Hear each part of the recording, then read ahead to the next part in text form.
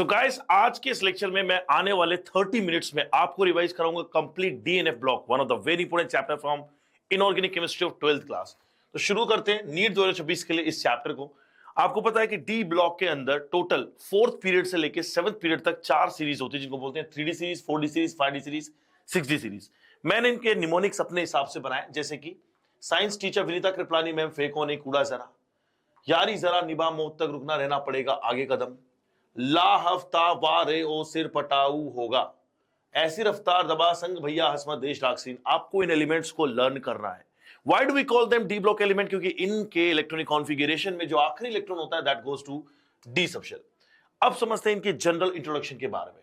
तो दोस्तों, group number 3 से 12 में एग्जिस्ट करते हैं हमारे सारे डी ब्लॉक के एलिमेंट। इन्हें हम जनरली ट्रांजिशन मेटल के नाम से जानते हैं, एक्सेप्ट वन ग्रुप जिसको बोलते हैं ग्रुप 12 का एलिमेंट, जिसमें आते हैं जिंक, कैडमियम, मरकरी, जिन्हें हम लोग स्यूडो ट्रांजिशन एलिमेंट के नाम से जानते हैं। उन्हें हम लोग ट्रांजिशन एलिमेंट इसलिए नहीं बोलते क्योंकि जनरली डी ब्लॉक के एलिमेंट्स के पास में अनपेयर्ड इलेक्ट्रॉन पाए जाते हैं जो कि डी ट्रांजिशन करते हैं। लेकिन हमारे पास में जो जिंक, कैडमियम एंड मरकरी है ग्रुप 12 के मेंबर, इनके पास में कोई भी इलेक्ट्रॉन अनपेयर्ड नहीं बचता है, जिसकी वजह से वो ट्रांजिट नहीं कर पाएंगे, and we call them pseudo transition element. अगर हम लोग जनरल इलेक्ट्रॉनिक कॉन्फ़िगरेशन की बात करें तो गाइस, इलेक्ट्रॉनिक कॉन्फ़िगरेशन होता है NS122 और N1S1D1 to 10। सिर्फ एक ही ऐसा एलिमेंट है जो कि इस इलेक्ट्रॉनिक कॉन्फ़िगरेशन को फॉलो नहीं करता है, दैट इज पैलेडियम। तो पैलेडियम जो होता है प्यारे बच्चों, उसका कॉन्फ़िगरेशन जो होता है आइडियली होना चाहिए था 5s to 4d8, लेकिन होता है 4d10 5s0। एंड इसके अलावा जितने भी कॉन्फ़िगरेशंस आप चेक कर सकते हो, these are some of the exceptional configuration which I have made, जिसमें आपका क्रोमियम एंड कॉपर बहुत इंपॉर्टेंट है, एंड पैलेडियम को आप देख सकते हैं। अपार्ट फ्रॉम दैट आपको पता है जैसे कॉपर होगा वैसे सिल्वर होगा, वैसा ही गोल्ड होगा।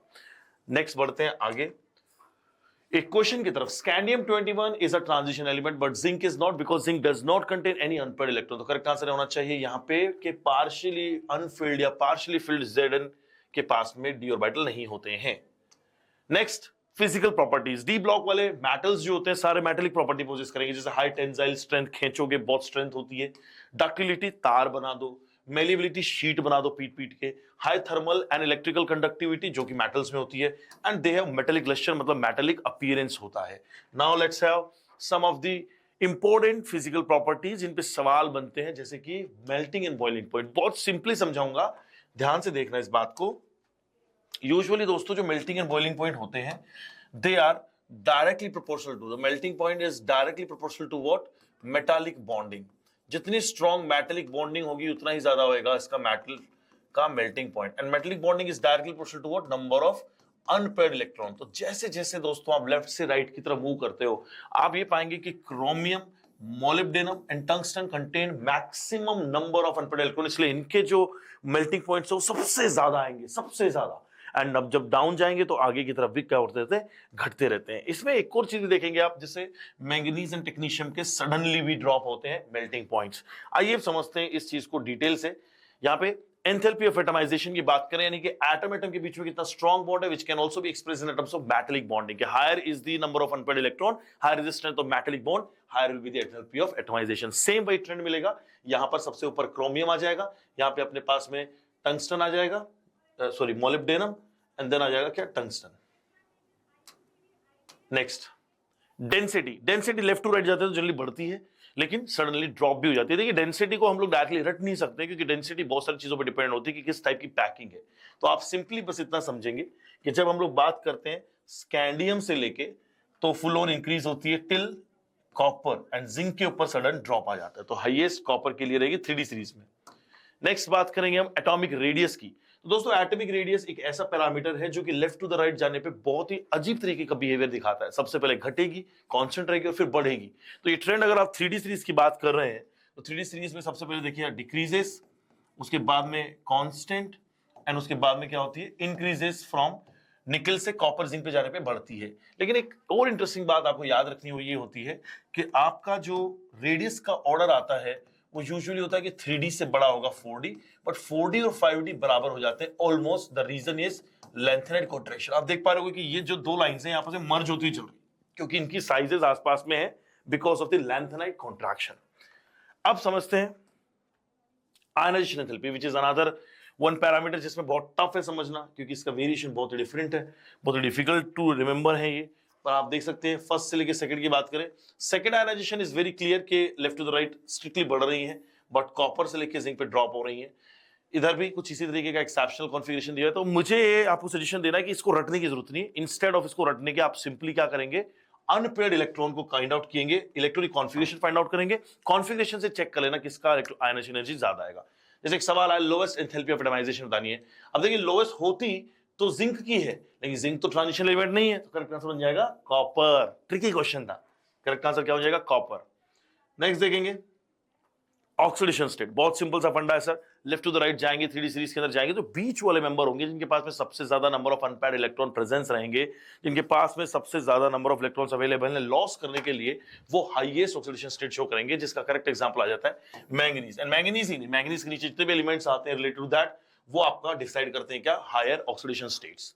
देन आता है, अगर हायर ऑक्सीडेशन स्टेट की स्टेबिलिटी की बात करूं तो सबसे पहले आते हैं हैलाइड्स। तो हैलाइड्स के फॉर्म में आप देखेंगे कि titanium can form TiX4, vanadium can form VX5 and chromium can form CrF6। CrF6 से ज्यादा नंबर ऑफ क्रोमियम जो होता है पॉजिटिव 6 पोजेस नहीं करेगा if it is containing only fluoride. Manganese का कोई भी कंपाउंड फ्लोराइड के केस में एग्जिस्ट नहीं करता है, only one compound is there which is MnO3 MnO3F जो होता है प्यारे बच्चों, जिसमें पॉजिटिव 7 ऑक्सीडेशन स्टेट होती है, that is the only compound known in halides जिसकी पॉजिटिव 7 ऑक्सीडेशन स्टेट होती है। नेक्स्ट ऑक्साइड्स के टर्म्स में बात करें अगर स्टेबिलिटी ऑफ ऑक्सीडेशन स्टेट, तो आपके पास में Mn2O7 is the best one which is containing the highest oxidation state of positive 7। तो दोस्तों अगर हम लोग ट्रेंड की बात करें हायर ऑक्सीडेशन स्टेट के अंदर, तो ऑक्साइड्स जो होते हैं they are more stable than the halides, reason being कि फ्लोरीन के साथ अगर मान लीजिए मैंगनीज बनाएगा तो MnF7 बनेगा जो कि एग्जिस्ट भी नहीं करता है, ज्यादा नंबर ऑफ एटम्स सराउंडिंग में रहेंगे। वहीं पे अगर आप ऑक्सीजन की बात करेंगे तो बना देगा क्या, MnO4-, यानी कि आसानी से ऑक्सीजन के साथ में, सिंस ऑक्सीजन मल्टीपल बॉन्ड बना सकता है, it can show higher oxidation state. इसी तरीके से आप और भी देखेंगे कि जैसे आयरन जनरली +2 और +3 ही शो करता है, लेकिन अपने फेरेट नाम के कॉम्प्लेक्सेस में FeO4 के अंदर आयरन पॉजिटिव 6 ऑक्सीडेशन स्टेट भी देता है। सिमिलरली वेनेडियम की बात करें तो इसका हायर ऑक्सीडेशन स्टेट आएगा +5 in its oxo cation, and इसी तरीके से वेनेडियम +4 भी शो करता है, +4 टाइटेनियम भी शो करता है इन इट्स ऑक्सो कटायन। आइए दोस्तों सीधे चलते हैं आगे की तरफ और समझते हैं रिएक्टिविटी एंड E0 वैल्यू। इसमें ज्यादा दिमाग नहीं लगाना, दो तरह के E0 वैल्यूज हम लोग पढ़ते हैं, एक तो पढ़ते हैं मेटल के 2+ से मेटल में जाना, इसका रिडक्शन पोटेंशियल, और दूसरा पढ़ते हैं मेटल के 3+ से 2+ में जाना, उसका रिडक्शन पोटेंशियल। दोनों का ऑर्डर यहाँ पे दिया हुआ है, फैक्चुअल है, रटने की जरूरत है, तो हम लोग सिंपली वो देखेंगे जो सबसे ज्यादा होगा। 2+ से 0 में जाने के लिए कॉपर सबसे ज्यादा पोजेस करता है और सबसे लोवेस्ट पोजेस करता है टाइटेनियम। इसी तरीके से अगर हम लोग बात करें 3+ से 2+ में जाने के लिए इलेक्ट्रोड पोटेंशियल सबसे ज्यादा किसका रहेगा, सबसे ज्यादा आता है कोबाल्ट का, रट लीजिए इसे, एंड सबसे कम जो आता है that comes up for negative of 0.37, again still for it's titanium. तो चलिए एक क्वेश्चन देखते हैं, कह रहा successive member of the first series of the ionization element listed below for which of the following standard potential of 2+2m has a positive sign, and we know that copper has the highest, so copper alone should be the answer.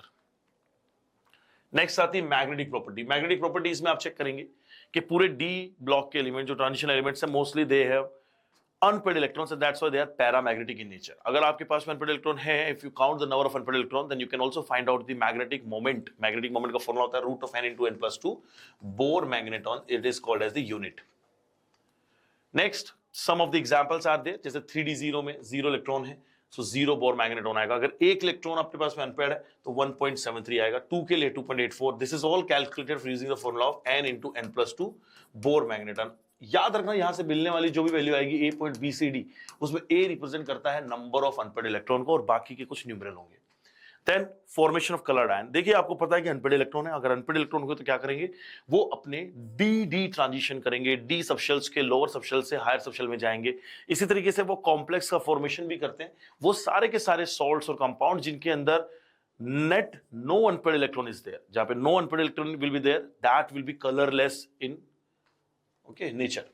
अगर मैं बात करूं formation of coloured ions, तो यहां पर आप देख पा रहे हैं the ion which is having no unpaired electron can not show the colour. ये रटने की जरूरत नहीं है इन कलर्स के बारे में, इन सबको फिर भी जब हम लोग टेस्ट करते हैं एसिडिक एंड बेसिक रेडिकल के, तब वहां पर आप थोड़ा बहुत आइडिया लेते हैं। अब आते हैं फॉर्मेशन ऑफ कलर्ड आयंस के अंदर, एक और एग्जांपल दिया हुआ है कि KMnO4 के अंदर मैंगनीज पॉजिटिव 7 ऑक्सीडेशन स्टेट में, फिर भी this is purple in colour. Why is colour coming? Because it has no unpaired electron, the number of unpaired electrons are 0 here in its positive 7 oxidation state. तो इसका reason जो है दोस्तों, यहां पर हम लोग अनपेयर्ड इलेक्ट्रॉन या डी ट्रांजिशन को नहीं मानते हैं। The only sole reason for this is metal ligand to metal charge transfer. This type of colour comes from the ligand to metal charge transfer. अभी चार्ज ट्रांसफर का concept हमारे syllabus में है नहीं, इसलिए हम अभी के लिए डायरेक्टली लर्न कर लेंगे। And another similar example could be K2Cr2O7 जो कि ऑरेंज कलर होता है, राइट। उसमें क्रोमियम +6 ऑक्सीडेशन स्टेट में 0 अनपेयर्ड इलेक्ट्रॉन, फिर भी कलर्ड क्यों है? Because of the ligand to metal charge transfer. Next comes is formation of coloured ion, और हो गया ना यार, कॉम्प्लेक्सेस हो गया। रीजन क्या दिया भाई, क्यों कलर कर रहे हैं? कंपैरेटिवली स्मॉल साइजेस के मेटल एटम होते हैं, हाई आयनिक चार्जेस होते हैं, उनके ऊपर अवेलेबिलिटी की वजह से वो अच्छे से कॉम्प्लेक्स बना लेते हैं, that's why they form complex ions. Catalytic property, all d block elements, most of the d block elements can show variable oxidation state। इसका मतलब वो काम में लिए जा सकते हैं एज अ कैटलिस्ट। जैसे कि कुछ एग्जांपल है, वेनेडियम V2O5 को यूज किया जाता है कांटेक्ट प्रोसेस के अंदर, फाइनली डिवाइडेड आयरन यूज किया जाता है Haber's process of formation of ammonia, निकल को यूज करते हैं कैटालिटिक हाइड्रोजनेशन के लिए। ये सब एग्जांपल ऑलरेडी पढ़ चुके हैं। This is one of the example जहां पे दिखाया जा रहा है कि किस तरीके से आयरन जो है वो यहां पर कैटलिस्ट का काम कर रहा है as a +3 and as a +2। Then formation of interstitial compound. दोस्तों कुछ छोटे छोटे साइज के एटम्स होते हैं, इन एटम्स में जैसे कार्बन है, नाइट्रोजन है, हाइड्रोजन है, ये आके जो क्रिस्टल लैटिस होता है मेटेलिक, इन मेटल्स का जो क्रिस्टल लैटिस होता है उसमें जाके फिट हो जाते हैं और एक इनका एक अनइवन फॉर्मूला बना देते हैं। ये अनइवन फॉर्मूला जो कि प्रॉपर मैथमेटिकल फॉर्मूला को फॉलो नहीं करता, मॉलिक्यूलर फॉर्मूला को फॉलो नहीं करता, उसे हम लोग क्या नाम देते हैं? Interstitial compounds. ये नॉन स्टोइशियोमेट्रिक कंपाउंड्स के नाम से भी जाने जाते हैं, जैसे कि TiCmN4 Fe3H VS 0.56 TiH 1.7 etcetera. इनकी प्रॉपर्टीज क्या होती हैं? इनकी प्रॉपर्टीज बड़ी सिंपल है कि इनके मेल्टिंग पॉइंट और बॉइलिंग पॉइंट यूजुअल मेटल से हाई होते हैं, ये हार्ड हो जाते हैं और some of the borides approach to the hardness of diamond, they retain metallic conductivity रहेगी और साथ ही साथ केमिकली बन जाते हैं इनर्ट, क्योंकि ऑलरेडी एटम जो होता है वो कंबाइन होकर कंपाउंड बना चुका होता है। फिर आते हैं एलॉय का फॉर्मेशन करना। एलॉय फॉर्मेशन में हमेशा याद रखना है जो भी दो मेटल आपने आपस में ऐड करने, उनकी जो रेडियस होनी चाहिए, atomic radius, that should be 15% at max of the difference. मतलब ज्यादा से ज्यादा 15% उनके बीच डिफरेंस हो सकता है। अगर उससे ज्यादा रहेगा तो वो एक पर्टिकुलर शेप में फिट नहीं हो पाएंगे, एक पर्टिकुलर लैटिस में फिट नहीं हो पाएंगे, तो वो एलॉय नहीं बनाएंगे। कुछ अच्छे एग्जांपल्स हैं एलॉयज के, जैसे कि आयरन, कार्बन, क्रोमियम, वेनेडियम मिलकर बनता है आपका stainless steel. Brass is a combination of copper and zinc. Bronze is a combination of copper and tin. एक क्वेश्चन करके देखें, पहले क्वेश्चन से पहले देख लो, oxides and oxoanions of matter. देखिए ऑक्साइड्स जो होते हैं जनरली हमने देख लिया मेटल विद ऑक्सीजन अच्छे टेंपरेचर पे बन जाती है, रीजन बीइंग कि ऑक्सीजन अच्छे बॉन्ड बनाता है, मल्टीपल बॉन्ड फॉर्मेशन टेंपरेचर रखता है। All the metal except scandium can form MOO type, मतलब स्कैंडियम जो बनाएगा वो बनाएगा Sc2O3 टाइप का, scandium can not form SCO। और Mn2O7 जो होता है दोस्तों वो क्या होता है? कोवलेंट ग्रीन ऑयल होता है। CrO3 and V2O5 have low melting points. ये सब तो हम कंपेयर कर सकते हैं फजान रूल से। Mn2O7 जो होता है जनरली पानी में जाके HMnO4 पर मैग्नीक एसिड देता है, and CrO3 gives chromic acid, ठीक है, HH2Cr2O7। V2O5 जो होता है वेनेडियम पेंटॉक्साइड, एम्फोटेरिक नेचर का होता है, मेनली एसिडिक नेचर का होता है ये, and it's give you VO4 3 negative ion as well as VO2 positive ion salt। तो अच्छा ये जो है V2O5 it dissociates to give you VO2 2 positive and VO4 3 negative। Next है वेनेडियम के कुछ और ऑक्साइड्स दिए हुए हैं जिनके अंदर आपको पता चलेगा कि V2O3 से लेके जब आप V2O5 तक जाते हैं तो आपका एसिडिक नेचर जो होता है बढ़ते रहता है, एंड देन बेसिक Cr2O3 से एम्फोटेरिक नेचर बढ़ता है। कहां से? CrO से Cr2O3। CrO is basic, Cr2O3 is amphoteric. और अगर फर्दर आप क्रोमियम का ऑक्सीडेशन स्टेट बढ़ाते हैं, CrO3 की तरफ जाते हैं, तो बन जाएगा acidic nature. Higher is the oxidation state of the central atom, higher is the acidic strength, acidic nature बढ़ता जाएगा। एक क्वेश्चन दिया कि क्लोरो कंपाउंड ऑफ वेनेडियम का, उसका हमें 1.73 दे दिया है मैग्नेटिक मोमेंट। अगर म्यू आपका 1.73 है प्यारे बच्चों, तो नंबर ऑफ अनपेयर्ड इलेक्ट्रॉन भी कितने आ जाएंगे? 1। अब हमें चेक करना होगा क्या V2+ में 1 इलेक्ट्रॉन होते हैं, क्या V4+ में 1 इलेक्ट्रॉन होते हैं, क्या V5+ में होते हैं, या फिर V3+ में। कॉन्फ़िगरेशन क्या होता है? वेनेडियम होता है स्कैंडियम टाइटेनियम वेनेडियम 23, तो 23 के अंदर बनेगा 4s2 3d3, ये बनेगा 4s2 3d1, 4s0 3d1 3d2। I think ये करेक्ट आंसर हो जाएगा क्योंकि स्कैंडियम टाइटेनियम वेनेडियम है ना, ये बनेगा 4s2 3d1। d1 कॉन्फ़िगरेशन है, 1 अनपेयर्ड इलेक्ट्रॉन है, हमें करेक्ट आंसर ये चाहिए था, बी आंसर हो जाएगा। Brass is an alloy. Brass किस चीज से बनता है? Copper and tin, correct answer हो जाएगा बी। अरे क्या बोल दिया मैंने? कॉपर एंड टिन से तो ब्रॉन्ज बनता था, जिंक बन जाएगा ना, ब्रास होता है कॉपर एंड जिंक। अब देखेंगे अगला सवाल, अगला टॉपिक है पर मैंगनेट प्रिपरेशन। पर मैंगनेट, पोटेशियम पर manganate is one of the important compound of D block element. क्या होता है ये? फॉर्मूला होता है KMnO4। कैसे बनाया जाता है? पायरोलूसाइड नाम का और है मैंगनीज का, जिसको बेसिक मीडियम में ऑक्सीजन की प्रेजेंस में हीट करते बनता है K2MnO4, जिसको बोलते हैं पोटेशियम मैंगनेट। इस पोटेशियम मैंगनेट को जब एसिडिक मीडियम में ट्रीट किया जाता है तो ऑक्सीडाइज हो जाता है और बना देता है पर मैंगनेट आयन। कमर्शियली अगर इसको प्रिपेयर करना है तो दोस्तों बहुत सिंपल सा तरीका कि पायरोलूसाइड को आप क्या करेंगे, फ्यूज कर देंगे KOH और ऑक्सीजन के साथ में और ऑटोमेटिकली देगा वो मैंगनेट आयन। ये मैंगनेट आयन फर्दर जो होता है ऑटोमेटिकली किसमें चला जाता है, एसिडिक कंडीशंस के अंदर MnO4 पर मैंगनेट आयन में चला जाता है। तो यहाँ पे आप बहुत सिंपली समझ सकते हैं इसे कि अगर मान लीजिए MnO2 को मैंने फ्यूज कर दिया एल्कली के साथ में, ऑक्सीजन के साथ में, तो देगा magnet ion. And magnet ion further जो होता है वो क्या देता है, पर magnet ion. If we do two things, या तो हम लोग उसको एसिडिक मीडियम में ट्रीट करें या फिर इलेक्ट्रोलाइटिक ऑक्सीडेशन कर देते हैं अल्कलाइन सॉल्यूशन में। पोटेशियम परमैंगनेट की प्रॉपर्टीज बड़ी सिंपल है यार, देखो इनको लेबोरेटरी में तो बनाने के लिए Mn2+ की रिएक्शन करा दो, S2O8 के साथ में MnO4- तैयार हो जाएगा। It's a very simple formation. And properties होती है डार्क पर्पल कलर, क्रिस्टल जो होते हैं आइसोस्ट्रक्चर विद KClO4 होते हैं, not very soluble in water, when it is heated it decomposes as Fe13 to give you potassium manganate, manganese dioxide and oxygen. अब देखो ये सारी रिएक्शन रटने की जरूरत नहीं, क्योंकि ये तो हम रिडॉक्स में पढ़ लेते हैं कैसे रिएक्शन में बैलेंस करते हैं। और आप भी इस बात से अवेयर हैं कि जो मैंगनीज है MnO4 नेगेटिव पर मैग्नेट आयन, यहाँ पर +7 ऑक्सीडेशन स्टेट में होता है, और अगर एसिडिक कंडीशंस है तो ये चला जाता है Mn2+ के अंदर। अगर माइल्डली बेसिक या फिर न्यूट्रल कंडीशंस हैं तो ये चला जाता है Mn+4 के अंदर, और अगर बेसिक है स्ट्रॉन्गली एल्कलाइन कंडीशंस हैं तो ये चला जाता है Mn6+ के अंदर। तो आपको इनफैक्टर्स पता है, आप चेंज इन इनफैक्टर को यूज करके बहुत सारी चीजें पता कर सकते हैं ना, तो ज्यादा रटने की जरूरत नहीं है। न्यूट्रल, फ्रेंडली, एल्कलाइन भी सही है। इसके यूज क्या होते हैं, इसको एनालिटिकल केमिस्ट्री में as a self indicator use किया जाता है। इसी तरीके से इसे एक फेवरेट जो होता है ऑक्सीडेंट होता है in preparation of some of the organic compounds in organic chemistry and depends upon its oxidising power. इसे bleaching of the wool, cotton, silk and other textile fibre में यूज करते हैं, डीकलराइजेशन ऑफ ऑयल में भी use करते हैं। Next important compound जो होता है दोस्तों वो होता है पोटेशियम डाइक्रोमेट। उससे पहले करते हैं एक सवाल, कौन से कंपाउंड को मैंने KOH और ऑक्सीजन में दिया तो वो B ग्रीन कलर का कंपाउंड प्रोड्यूस करेगा, जिसको एसिडिक कंडीशन में हमने पर्पल कलर का कंपाउंड पा लिया। तो पर्पल कलर का ये कंपाउंड डेफिनेटली KMnO4 है। ये जो B है वो K2MnO4 है, पोटेशियम मैग्नेट। ये B जो है वो K2MnO4 है, तो कहां से आता था, MnO2 से आता था, MnO2 पायरोलूसाइड।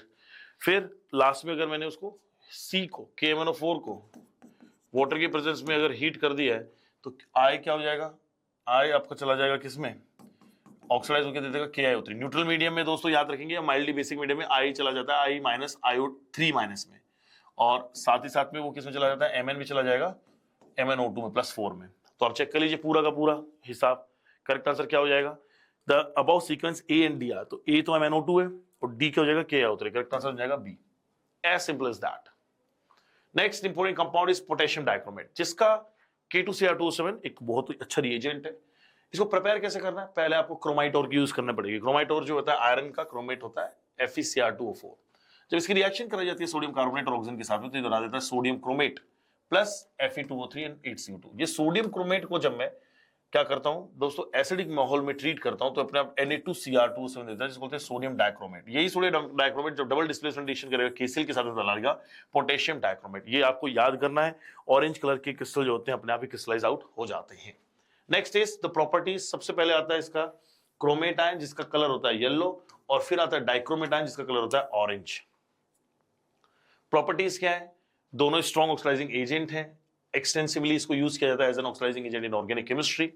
और K2Cr2 को primary standard in volumetric analysis भी यूज करते हैं। K2Cr2O7 को किसकी तरह यूज करते हैं, primary standard in volumetric analysis, यानी कि हम लोग इसको एज अ टाइट्रांट यूज करते हैं in laboratory analysis reactions, but not Na2Cr2O7, we use K2Cr2O7 because of its high solubility.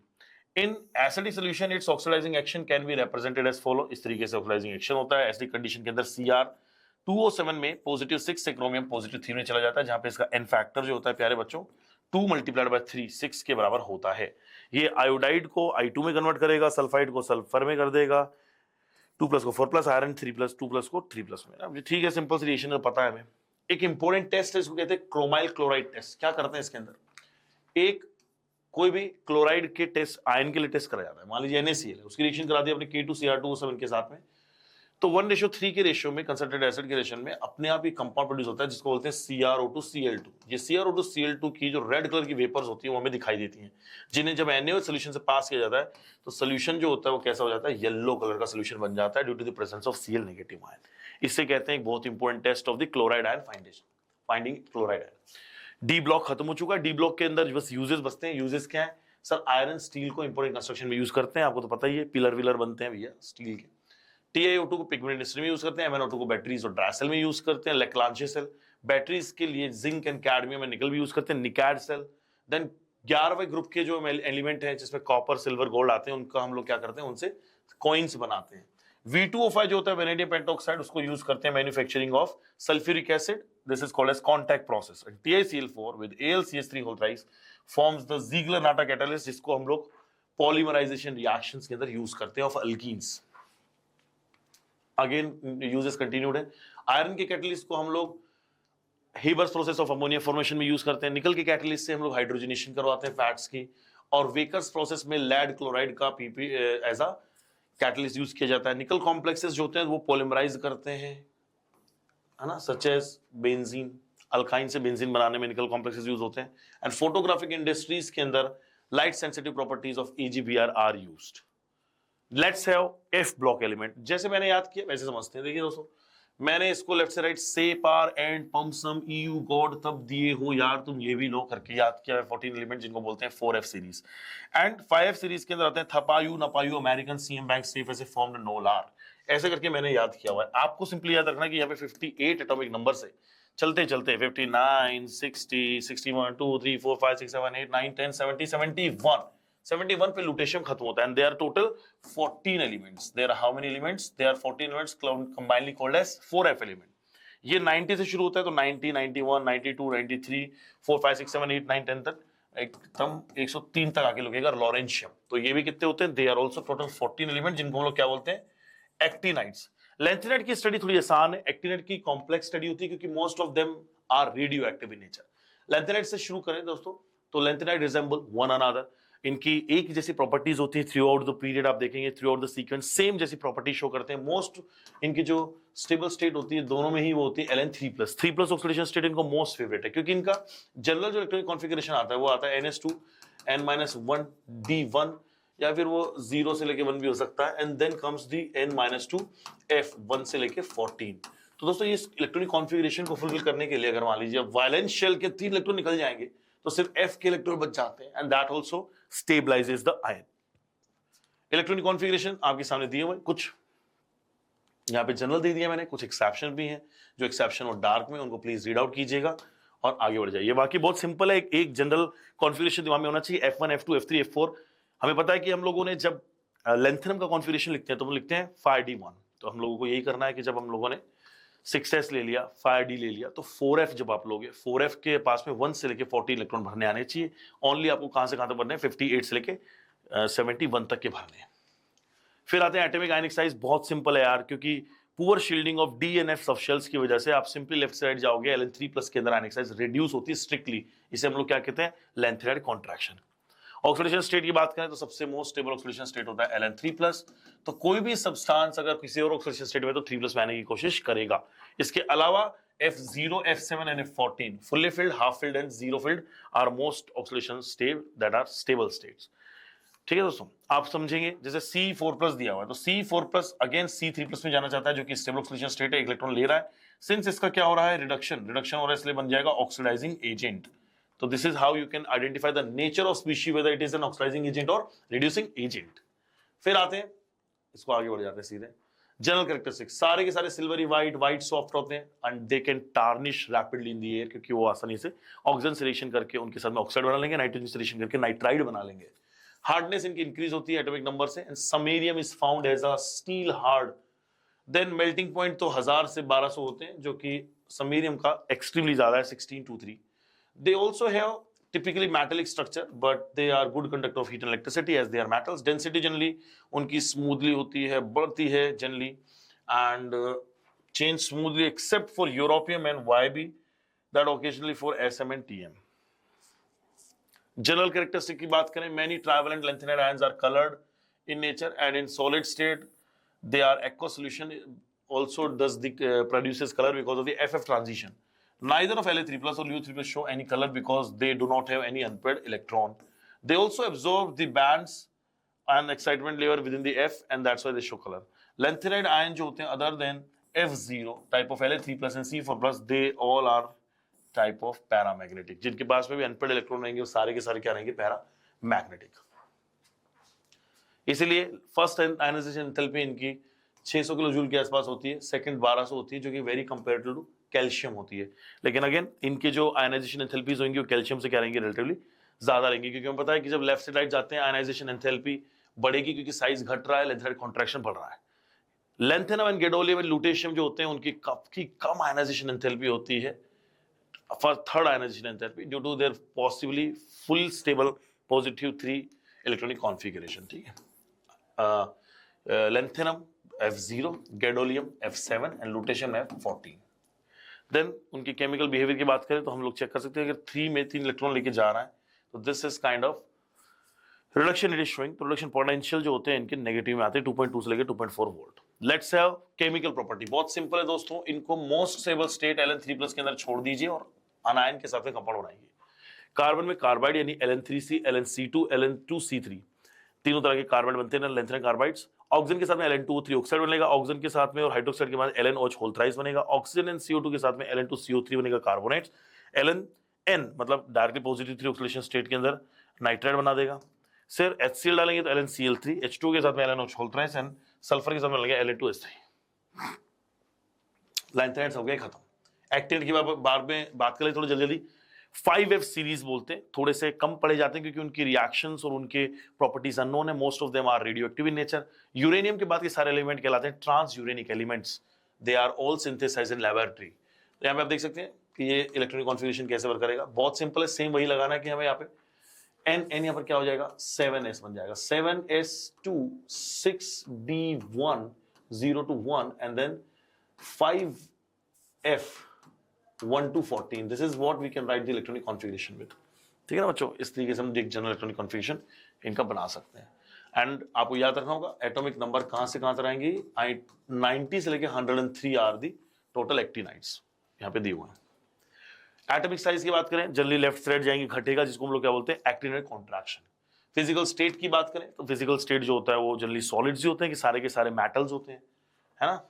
They also show irregularities in their metallic radius because and their study is difficult, so don't go behind that. Okay, oxidation state की बात करेंगे तो आप देखेंगे plutonium shows the variable oxidation states as well as the neptunium।